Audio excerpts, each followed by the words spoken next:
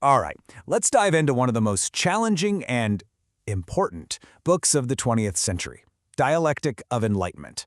Now, a dialectic is basically a clash of opposites, and the one these thinkers saw, well, it was absolutely terrifying. And that brings us to the core puzzle of the whole book.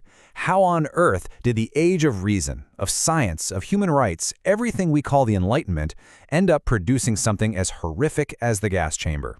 You know, this isn't just some academic question. For the authors, Theodor Adorno and Max Horkheimer, this was the paradox they had to solve. You have to remember the context here. They were writing this as exiles who had fled Nazi Germany, right in the middle of World War II. They looked around and saw a world where all this progress hadn't led to freedom. Instead, it seemed to have created a brand new, terrifyingly efficient form of barbarism. They just had to figure out why, to understand what they called the tireless self-destruction of enlightenment. To even begin to answer that, they had to start by completely redefining what enlightenment really means. For them, it wasn't just a period in the 1700s. No, it was something much bigger and much, much older. So this is the fundamental switch they saw in human history. We went from a world of myth, where nature was this scary, unpredictable force you had to appease, to a world of enlightenment, where nature was just an object to be controlled, calculated, and mastered through reason. The goal wasn't to live with the old gods and spirits anymore. It was to completely annihilate them. So, for Adorno and Horkheimer, this is what enlightenment is, really. It's this massive, ongoing project by humanity to dominate the natural world. And why? For one very simple reason: self-preservation, survival. And this quote really gets to the heart of it. The whole point of Enlightenment-style reason isn't about finding some capital T truth. It's about being effective. It's a tool, a system designed purely for control, for making the world manageable and predictable. But here's the catch, and it's a huge one. This mission to control the outside world, the world of nature, demanded that we also control our inside world. To become masters of the planet, we had to suppress our own instincts, our own emotions, basically our own inner nature.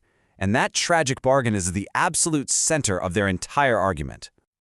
Okay, so if that's the underlying logic, how does it actually play out in modern life?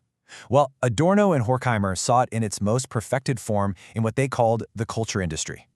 They saw things like movies, radio, and magazines as basically a giant factory. A factory that mass-produces standardized cultural products, not to challenge us or make us think, but just to keep us entertained and docile. It creates what they called a retroactive need. You consume it, and it makes you want to consume more of the same. And the end result? It just stamps out any real individuality or critical thought. And believe me, they did not pull any punches. They're basically saying that mass culture doesn't even pretend to be art. It proudly calls itself a business, and it uses that fact, the fact that it's just business, to justify pumping out formulaic, mindless trash. It's a perfect, self-contained system. And what does this do to us? Well, it demands we conform while giving us the illusion of choice, what they call pseudo-individuality. It provides endless distraction. It even weaponizes laughter, turning it into a way to cheat happiness, a brief escape rather than real joy. And that last point is so sharp. All this information overload makes us feel smarter, while actually making us more stupid, less able to think for ourselves. Okay, now we have to get to the most difficult, most chilling part of their argument. This is where they connect that cold, calculating logic of enlightenment directly to the horrors of totalitarianism and the Holocaust. The psychological tool they use to explain this is something called false projection. Think of it as a defense mechanism, but for an entire society. It's when a group takes all the dark, violent, irrational stuff it can't admit about itself and projects it onto someone else, onto a scapegoat. So let's just walk through how this works, step by step. First, so-called civilized society has to constantly push down its own primitive urges, the aggression, the chaos, all the parts of itself that it's afraid of. This creates a ton of unconscious tension. Step 2, all those repressed feelings get projected outward. An outside group, in the case of Nazi Germany, the Jewish people, is falsely labeled as the living embodiment of all those negative traits. They become the other. And then, step 3, society attacks that group. But, and this is the absolutely terrifying twist, it doesn't attack them in a fit of rage. No, it attacks them using the ultimate tools of the Enlightenment: cold efficiency, scientific calculation, and industrial organization. Reason itself becomes the weapon. This quote just sends a shiver down your spine, doesn't it? The violence wasn't a breakdown of reason. It was the result of reason completely stripped of morality, of meaning, of truth. It was just a machine of destruction that couldn't be stopped.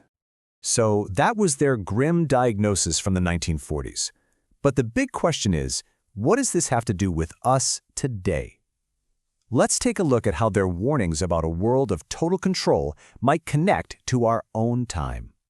They had this phrase for the future they feared: the totally administered world, a society of such perfect control that the individual would be, in their words, entirely nullified, completely crushed by massive economic and technological systems.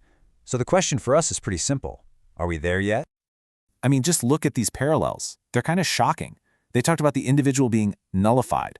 Well, are we all just data points in consumer profiles now? They warned of a cycle of manipulation. What else do you call algorithmic filter bubbles and targeted ads? And when they complained that radio turned everyone into a passive listener, weren't they basically predicting the world of giant centralized social media platforms? But you have to understand something really crucial here. Adorno and Horkheimer weren't nostalgic conservatives. They weren't trying to go back to some mythical past. Their goal wasn't to throw out the Enlightenment. It was to save it from itself, to fulfill its original promise of a truly free and thoughtful humanity. And that really is their final, ultimate warning for all of us. Reason, this incredibly powerful tool we've used to master the world, has to turn that power back on itself. It has to look in the mirror and question its own obsession with control. Because if it doesn't, that original promise of progress will end up being a total and complete betrayal. Which leaves us with one last really urgent question. In our world, with technology accelerating faster than ever, with this constant distraction and administration, is it even possible for our collective reason to wake up and take a hard look at itself before it's too late?